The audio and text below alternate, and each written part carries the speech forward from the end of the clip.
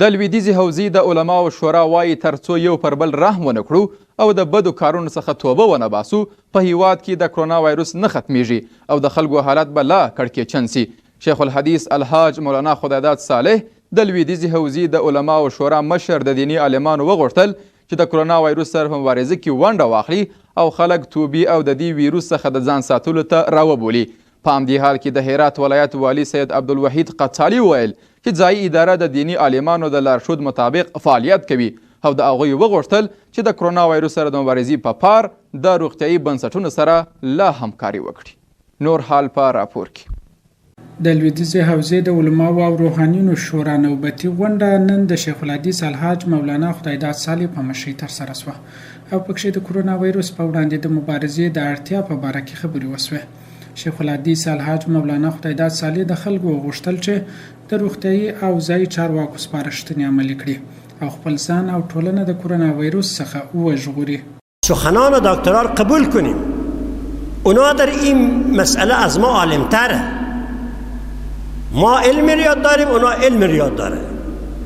از اونا علم شرعیه، گفت از اونا قبول کنیم، چیزی که اونا میگه به حرف کنیم. مسئله قرنطینه میگه به کسانی که میسر میشه، امکانات داره، میفهمه، خود قرنطین کنه، خیلی خوبه.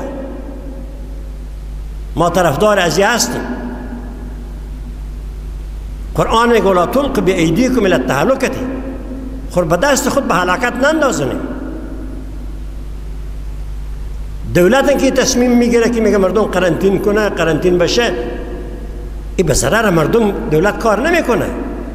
هدف دولت هم همیست که کار بکنه که از این ویروس مسلمانان نجات پیدا کنه، مبارزه کنه. په همدې غونډه کې مولانا صالح د دیني عالمانو هم وغوښتل چې خلکو ته د کرونا وایروس په هکله پوهاوی ورکړي او هغوی وهڅوي ترڅو د بدو کارونو څخه توبه وکړي او روغتیایي سپارښتنې عملي کړي ترڅو دا ویروس د هیواده ورک سي.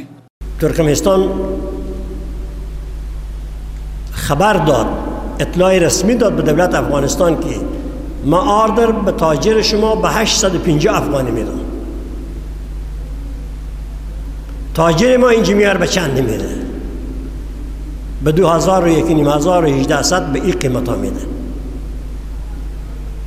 اما همین اعمال که ما داشته باشیم روز ما بدتر میشه،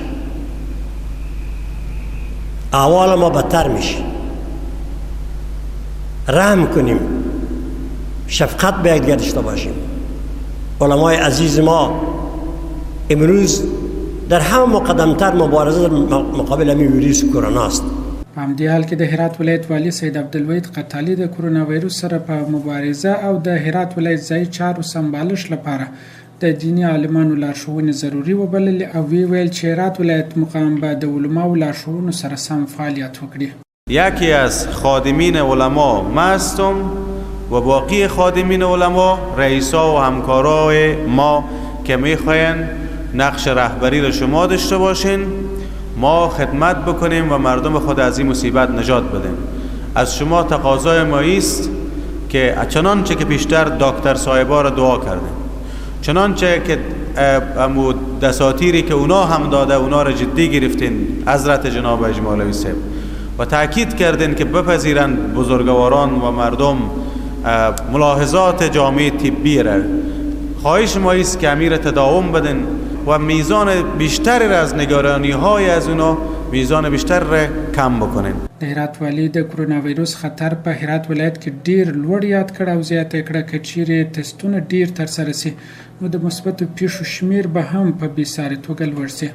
هغه د خلکو وغوښتل د کرونا وایروس خطر جدي ونیسي او له کوره پرته له ضرورت راونوزي. ما نمیخوایم مردم نگران بسازم و وحشت را افزایش بدم، ولی میخوایم با اطمینان به شما بگم مردم اگر ما یک ناحیه دوری ببندیم و تمام مردم ناحیه تست بکنیم شما یک خبر بسیار وحشتناک میشنوید.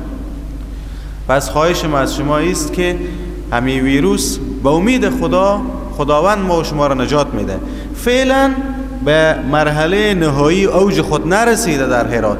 ما تا می اوج باید استوار باقی بمانیم، مردم خود کمک بکنیم، مریض خود تداوی بکنیم، مستضعف خود و کسایی که چرخه زندگی از اینا رو ما مختل کردیم برای از اونا باید کمک برسانیم. از این به زودی ما عبور میکنیم. د لویدیځ حوزې د علماو شورا نوبتي غونډه هره سې شنبې ترسره کیږي او پکښې د اسلام او هیواد پر مهمو مسایلو بحث او خبرې کیږي.